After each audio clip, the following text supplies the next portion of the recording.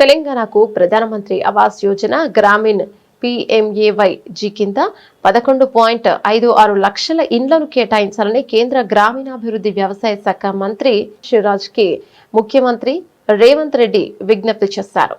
రాష్ట్రంలో ప్రజాప్రభుత్వంలో అధికారంలోకి వచ్చిన తర్వాత పేదలకు సొంత ఇల్లు నిర్మించివ్వడానికి అధిక ప్రాధాన్యతనిస్తున్న విషయాన్ని కేంద్ర మంత్రి దృష్టికి తెచ్చారు.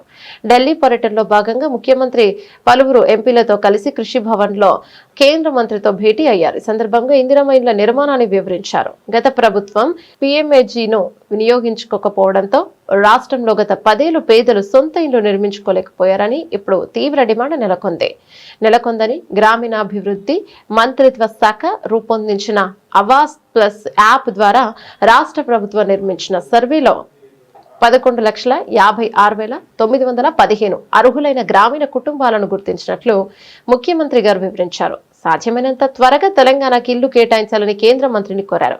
ఎల్నినో తీవ్ర వర్షాభావ పరిస్థితుల నేపథ్యంలో Viksit Bharat guarantee for Rozgar and Ajeevika mission లో అదనపు పనులను చేర్చాలని విజ్ఞప్తి చేశారు.